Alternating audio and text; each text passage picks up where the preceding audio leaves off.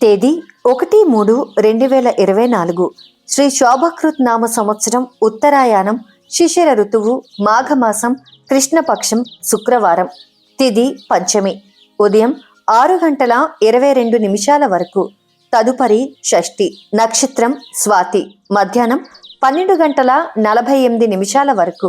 వర్జ్యం సాయంత్రం 6:50 నుండి రాత్రి 8:34 వరకు.